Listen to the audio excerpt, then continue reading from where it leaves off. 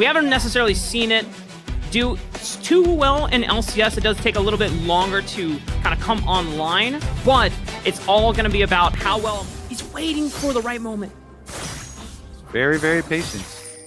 Is he going to get rewarded? He finally does. A Blaze Olive realizes he stepped too far forward. The permafrost and the flash. Oh! That is a clean first blood from Dignitas. Good job. Sejuani has very powerful ganks. As soon as he gets level 6 as well, can pull a repeat off there. A Blaze Olive to be able to do it by himself. Burns the flash early on a Blaze. And now you know Santorin with the ultimate from Sejuani. Huge threat. He's actually going up to Armut. Oh, Armut sidestepping Revenge's approach here. Santorin waiting for a flash from Revenge before committing the Glacial Prison. Goes for the permafrost. Beautiful patience from Santorin there.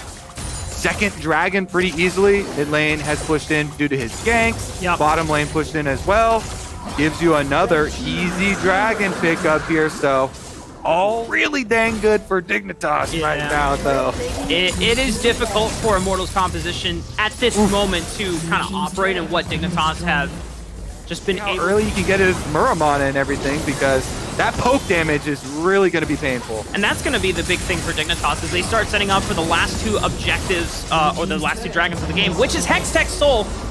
That is a dragon you do not want to give over easily, Immortals, even if you guys are behind. Holds onto his TP, says, you guys are fine, just escape. I will push down mid. Oh, great bubble from Biofrost from Fog of War. Forces the flash and the heal from Fleshy. And now Spawn needs to be careful about how far Kenvi gets on board. A Blaze Olive also flashing, looking for the root, looking for the damage. Revenge Gale goes all out, looking for Santorin, and Kenvi fires shot and true, landing on the backline on Santorin. Teleport, he's already TPing to the mid lane. Santorin has Glacial Prison once again. Immortals just trying to hold them off as long as they can. Kenvi, oh, he doesn't have Smite, but he secures the dragon. They get out at the price of Revenge, giving his life willingly so that they could escape with the third dragon. Looks like a Blaze Olive is not going to make it out alive either, and Dignitas, they sacrifice that third dragon, but clean up 2 more kills for themselves. All right, let's see how much they can actually take with this, because with Rift Herald, this is going to be a pretty strong push. Outer tower is definitely dead. Secondary charge here, plus trying to keep up pressure with Jace mid and a 4-1 from Dig, looking to get even more. Rift Herald, charge! Good job, Shelly. You did a damn good job out there, soldier. All right, Dignitas cleaning up that last tier 2 turret on the Rush in action from a Blaze is able to juke out the Sejuani ult. The tower's not able to juke though. Damn. Terrible tower Could juke. you back off here? That was some crazy confidence from Kenvi. I'll say that. Not done. Glacial Prison goes wide. No one gets hit by it, stunned by it. Revenge is now on the other side of the wall, but because he already used all out, he can move over, and he has teleport. He's contemplating whether he wants to reposition here. Man, that was crazy. A Blaze was still in base too. He's walked his way up to the rest of the team now though. Full 10 on 10. Biofrost cannot step up here. He can only offer so much. The Tidal Wave is the only thing that he can really do. He's waiting for the angle to split up Immortals. Tidal Wave comes through. Kenvi can't get into the back line quite yet. Santorin, the rest of Dignitas burn down the dragon. Clean stuff from Dignitas. Immortals can't get anything. Progression go over. Get excited for it. It's like, yes, Kenvi's not having the greatest time adjusting to LCS, but at small moments, maybe they look to pick off Santorin, but the culling from Spawn completely chunks out Kenvi on the front lines. Jungler that they could move.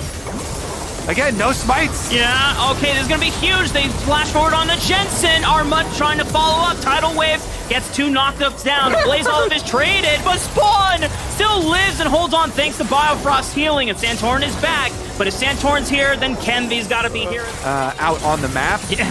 So Immortals, they're just holding them. Oh, just look at the way that the rest of Armut, Biofrost, and Spawn are just holding the lines while Jensen and Santorin try to burn down the Baron. 6,000 HP already just between the two of them, but Immortals have brute forced their way through the other 3 members of Dignitas, and Biofrost has nowhere else to run. The Baron is a flub. Dignitas have to scram. All out for Revenge. Has isolated but Jensen, but quick moves as he shifts on over back to his team. They don't even want to commit to the Baron. They're trying to force Santorin off. They're split. 7,000 HP. A Blaze Olive is already on over the wall. Tactical and the rest of Immortals all join the fray. Tactical is going to soar and takes out both Armut and Spawn. And that's just because they wouldn't be able to end the game with the Baron buff And this is playing the longer game. Yeah, Santorin's not able to get that. Was also Sejuani ultimate. Jensen's getting chunked out a little bit. Immortals, but Revenge is here looking to start things off. Cargo Stoneplate gives him a massive shield. Oh my god, look at the damage! Tactical Revenge just plowing through Dignitas! And now the rest of them are scattered. They don't have a front line anymore. Dignitas on the cusp of trying to retreat it all. Immortals somehow just clawed their way through thick and thin. A beautiful early game setup by Santorin, but it's Immortals that clean and clawed all the way back, Kobe. Who needs a soul? Not Immortals. They're gonna take your Nexus instead. Spawn, the only hope for Dig. Spawn, the last one standing, but I don't know how much he can do realistically against all 5 members of Immortals. Never say die if you are an Immortals fan, as your team just picked up their 2nd win of the spring split.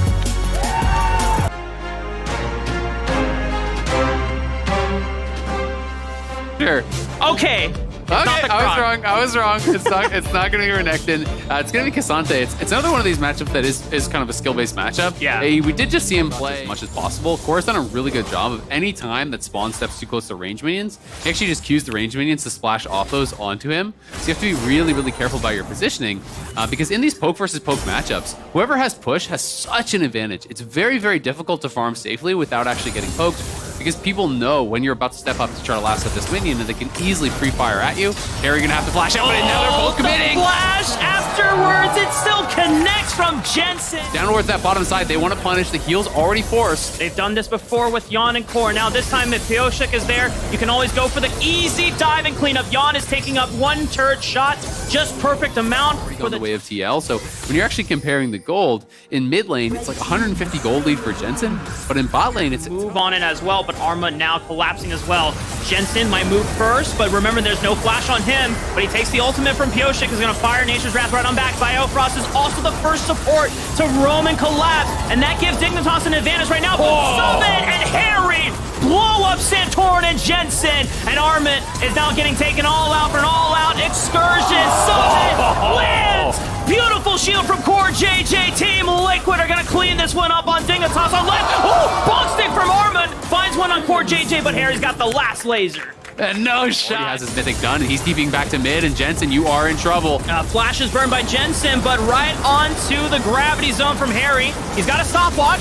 Can he buy some time here? Heals up with the Kingslayer, goes right on back. Oh! The flash! Oh, but it's not enough damage. Harry goes over to Arma.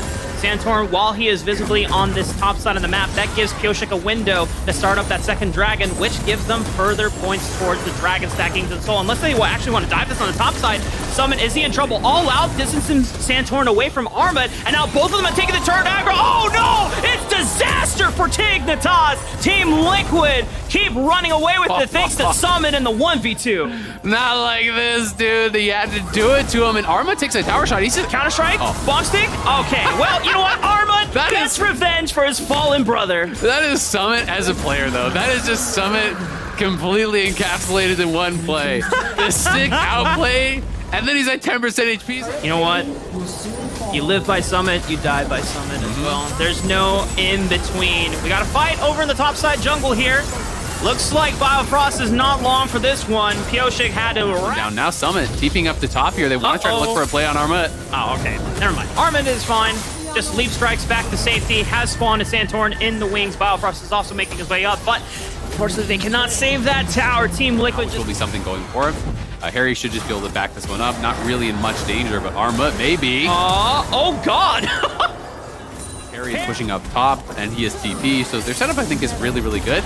No one is actually answering Armut, but they can just charge forward, take the tier 2. Where's this TP going? Is this a flank? Okay, well, Harry might die for this one. Team Liquid will just have to book it over to the dragon on the bottom side of the map. There is that Armut is actually quite rich now. He does have 2 items. He has 4 kills on this Jack, so maybe if he can make something happen, it can buy time. Isolate them. He just turns around. That would have been even worse. Like, oh, you think I'm locked in here with you? You're locked in here with me kind of deal. And Team Liquid just take advantage of the fact that everyone was trying to pick off Summit in the bot jungle. No one was protecting the mid wave. So they get a free access pass to the inhibitor. Armut is still splitting on the bottom side of the map, but that's only the tier 1 turret for an inhibitor. They're getting collapsed. It's looking rough for Dig. Front line, so It's going to have to be multiple members getting in on top to really make anything happen. They are looking for a pick on Pioshik, but all right, but Teal's here. Pioshik is going to bait everyone else in. Final Spark does nothing. A look at the flank from Summit. He's making his approach. He's towering over them menacingly, and he finds Spawn. He goes all out. Jan wants a piece of the action here, but someone says, this one is all mine, baby. And if there's no ADC, there's no way that the rest of your team is cleaning up that one. Jan gets the pick off. Free pickings here on the other side of the map. Arma goes back in for a counter-strike, but the bonk stick ain't bonking today. It is Team Liquid that comes out on top. Summit goes away. The Jinx can really get here to do anything about it whatsoever. So TL looking incredible in this one. A very knockdown Pioshik. Sure, you get that one kill, but Jan is free firing. He's monstrously fed. Somebody's on, and you can see the frustration there on Armut's face. You know, he knows the way this game is heading. And it's heading that way very, very quickly. Just walk it in, and at the same time, that Soul Dragon is about to spawn, so they can continue pushing through mid, continue pushing through bot. We can see on the map, though, Arma is still in that kind of flanking position, but he's behind the tank. He's not behind the carry, so they can look for Summit, but I don't know if they have anything to take him down. I mean, Team Liquid, if they wanted, they could just focus on the bottom side minion wave and just push it on in, but they want kills, Isaac. They are bloodthirsty. They want to pad the KDAs. They want everything from Dignitas. They are leaving no prisoners behind. As Team Liquid continue to push in this last minion wave, it's Spawn and Biofrost, last defenders on the footsteps of their base, but they can't do a damn thing. There's no way they can save this game. This is Team Liquid to take home and end possibly on week 3. 24 minutes in, the Nexus falls. TL crushed Dignitas here.